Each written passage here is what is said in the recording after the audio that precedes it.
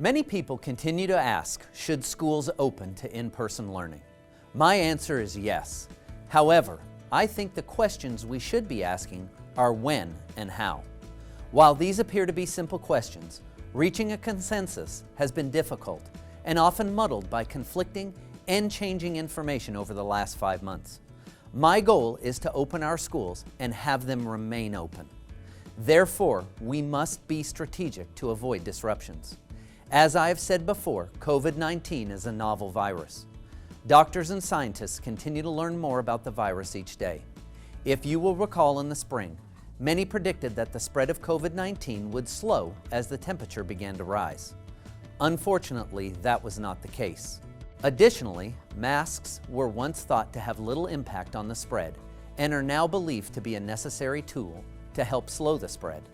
Medical professionals worldwide continue to find commonalities. However, consensus is often difficult as more research is needed. Doctors and government officials continue to state that once a measure is taken, it takes weeks before we see the results of its effectiveness or lack thereof. Health officials continue to discuss the risk level of opening schools. The positivity rate in a community is one indicator being considered as a factor for opening schools. Back in May, San Antonio's positivity rate was around 3.5%. A few weeks ago, it was approximately 23%.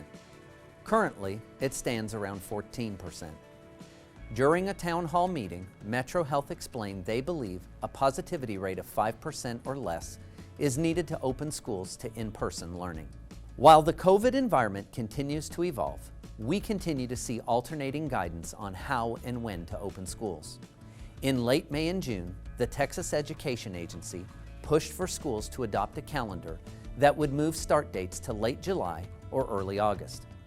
Districts across Texas quickly created new calendars to open schools earlier. Then, as the number of cases climbed over the summer, the advice shifted to schools starting later. Districts across Texas then created calendars that pushed the start date later. Here at NEISD, we did not adjust the calendar. Calendar changes require community and staff input. You may have noticed that some districts are committed to a phased-in approach over time, such as a certain percentage of students come in for in-person instruction, followed by another percentage, and so on.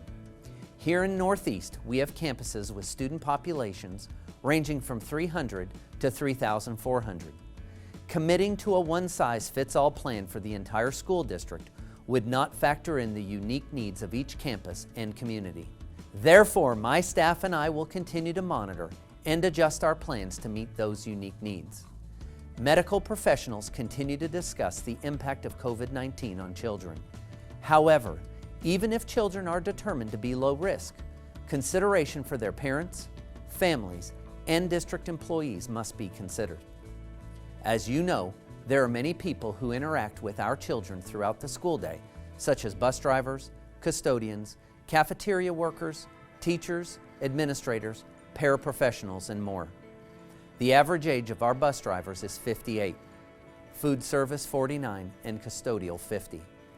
Our human resources staff works daily with our employees to determine if they qualify under the Family First Coronavirus Act, American with Disabilities Act, or other such leave. Age alone does not qualify an employee for leave. In order to open schools and successfully keep them open, we must have sufficient staffing for the entire year to cover potential staff quarantines and other illnesses. Even though we continue to recruit new employees, we find that the candidate pool for some positions is smaller due to COVID-19. I continue to hear heartbreaking stories of how the pandemic has affected families.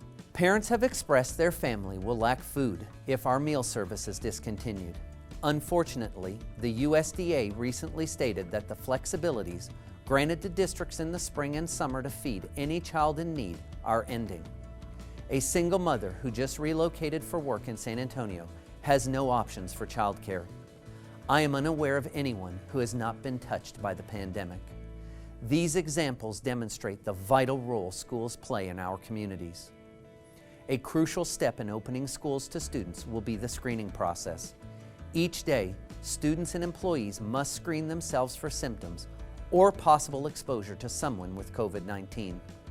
Self-screening each day and staying home when appropriate is an essential step in preventing our schools from potential disruption and closures.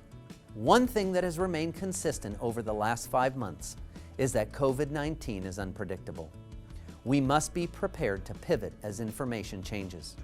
My staff and I are working on plans for what we can control right now, and that is starting the school year 100% virtually. We also plan to soon offer our Board of Trustees a plan for the phase-in of in-person learning. Please remember, we are all going through this stressful journey together, and we all may be taking different routes to our destination.